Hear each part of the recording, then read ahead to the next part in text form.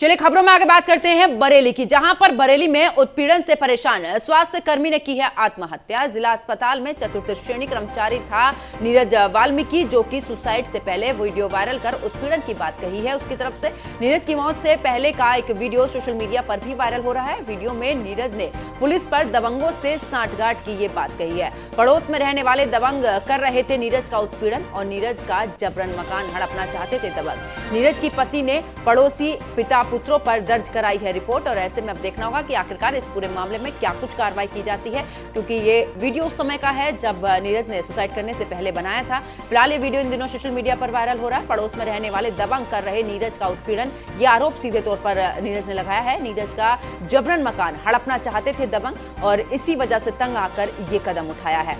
तो साथ ही आपको बता दें कि फिलहाल नीरज की पत्नी ने इनके खिलाफ मामला भी दर्ज कराया, जिसमें पिता पुत्रों के खिलाफ मामला दर्ज कराया गया है। तो नीरज का जबरन मकान हड़पना चाहते थे दबंग और इसी से परेशान होकर नीरज ने आत्महत्या की। इसी के साथ में आपको बता दें कि पुलिस पर भी सवाल खड़े किए हैं। तो जिला अस्पताल में चतुर्थ श्रेणी कर्मचारी था नीरज वाल्मीकि और ऐसे में आपको बता दें कि नीरज वाल्मीकि ने सुसाइड करने से पहले वीडियो भी बनाया, जो कि इस दौरान उसमें उत्पीड़न की बात कही, किस तरीके से परेशान किया जा रहा था नीरज को, और ऐसे में ये वीडियो बनाया। उसके बाद आत्महत्या की है नीरज ने और परेशान होकर जब दबंगों ने परेशान किया है और इस दौरान उसके बाद ये बड़ा कदम उठाया है। तो पड़ोस में रहने वाले दबंग कर रहे थे नीरज का उत्पीड़न। और ज्यादा जानकारी के लिए हमारे संवाददाता अनुरोध हमारे साथ में जुड़ चुके हैं। अनुरोध, जिस तरीके से वीडियो भी सामने आया और उसके बाद आत्महत्या की है नीरज नाम के इस कर्मचारी ने, और ये भी कहा है कि जबरन मकान हड़पने की कोशिश कर रहे थे, पुलिस की तरफ से भी कोई कार्रवाई नहीं की गई है। ये नीरज वाल्मीकि बरेली जिला अस्पताल में चतुर्थ श्रेणी कर्मचारी थे। इन्होंने भी कुछ समय पहले बैंक से लोन लेकर और इधर उधर से थोड़ा पैसा जुटा के एक मकान खरीदा था। तो उसमें रहने वाले कुछ दबंग इन पर लगातार इस तरह का दबाव बना रहे थे तो ये पड़ोस का मकान इनके हाथों बेच के यहाँ से चले जाएं। नीरज इसे लेके काफी परेशान थे। इन्होंने इसे लेके पुलिस में भी शिकायत की थी, लेकिन पुलिस के स्तर से जब कार्रवाई नहीं हुई तो इन्होंने उत्पीड़न से परेशान होकर आत्महत्या कर ली। इनकी पत्नी ने पड़ोस में रहने वाले पिता पुत्र हैं जो दबंग माने जाते हैं इलाके में, उनके खिलाफ पुलिस में FIR कराई है। पुलिस अब उन लोगों की तलाश में जुटी है। बिल्कुल, लेकिन अनिरुद्ध सवाल यही खड़ा होता है कि आखिरकार जब नीरज इतने परेशान और उसके बाद पुलिस में भी इस दौरान उन्होंने शिकायत दर्ज कराई, बावजूद अगर पुलिस इस तरीके से साथ नहीं देगी तो आम लोगों के लिए किस तरीके से जीना रहेगा समाज में? जी, नीरज वाल्मीकि ने जिस तरह से सुसाइड से पहले अपना वीडियो बनाया और उसे सोशल मीडिया पर वायरल किया है, उसमें उन्होंने साफ साफ कहा है तो उन्होंने पड़ोस में रहने वाले दबंगों ने जीना हराम कर दिया था। जब भी ये कहीं भी जाते तो उन्हें रास्ते में रोक के धमकाया जाता था, तरह तरह से धमकियां दी जाती थी और मकान बेचकर वहां से जाने के लिए इनको आतंकित किया जाता था। इससे वो काफी परेशान थे। कई लोगों से इन्होंने मदद मांगी थी, लेकिन दबंगों के प्रभाव में किसी ने इनकी सहायता नहीं की और आखिरकार इन्हें जान से हाथ धोना पड़ा। इस तरह की घटनाएं बरेली में उत्पीड़न से लेकर आत्महत्या की कई मामले सामने आ चुके हैं।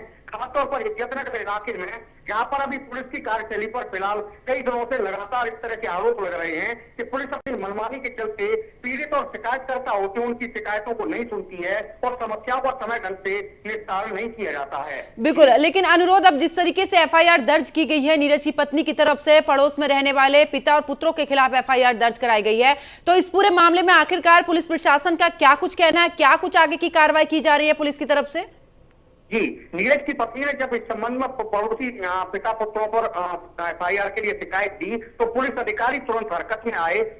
फौरी तौर पर मामले की FIR दर्ज कर ली गई है। अफसरों ने फिलहाल जो जानकारी दी है उसमें कहा गया है कि उन आरोपियों की तलाश में दबिशाएं दी जा रही हैं और उनको जल्दी गिरफ्तार कर लिया जाएगा। लेकिन सवाल ये उठता है कि जब थाना स्तर पर किसी पीड़ित की सुनवाई नहीं होती है तो मामले में अफसरों को संज्ञान लेना पड़ता है। ऐसे इस तरह से पुलिस की कार्यशैली पर सवालिया निशान लग रहे हैं। बिल्कुल बिल्कुल अनुरोध, और ऐसे में सवाल यह भी उठता है कि क्या अपनी जान देने के बाद ही क्या इस तरीके की कार्रवाई की जाएगी? क्या इन दबंगों के खिलाफ इस तरीके से कार्रवाई पुलिस तब कर पाएगी जब किसी व्यक्ति की जान चली जाएगी, जब वो इस तरीके से मजबूर हो जाएगा आत्महत्या का कदम उठाने के लिए?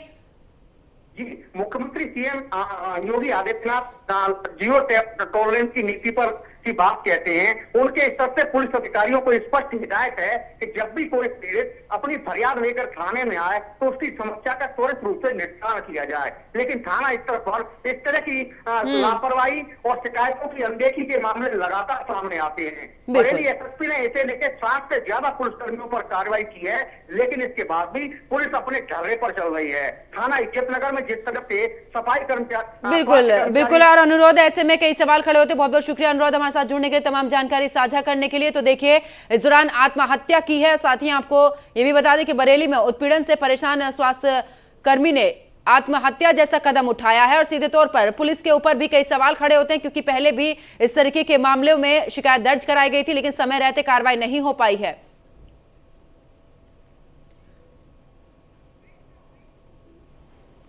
आज एक बयान देता हूं।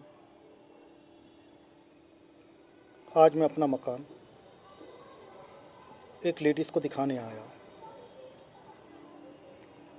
जो एक आशा वर्कर हैं, किराए के लिए, और वो मेरी बहुत अच्छी दोस्त हैं। उनसे कि मेरे नाजायज़ संबंध नहीं है, सिर्फ वो मेरी एक दोस्त हैं स्टाफ के नाते। जब से ये मैंने मकान लिया, इस मकान को मुझे बरतने नहीं दिया गया, क्योंकि मैं बिना माँ बाप का बेटा हूँ। पुलिस भी मेरी नहीं सुनती है। अब से करीब 3 साल पहले मैं थाने गया जब मेरे साथ बवाल हुआ, लेकिन पुलिस ने खाली वर्बली मेरी बात सुनी। आज जब मैं उस लेडीज़ को मकान दिखाने के लिए आया था, यहाँ से मकान दिखाने के बाद जब मैं थोड़ी दूर पहुँचा तो बोले, जो किसको लेके आया, अब क्या कर रहा तू, मकान का बेचेगा? मुझे बोले जान से मार देंगे अगर तूने मकान के बारे में सोचा भी बेचने की।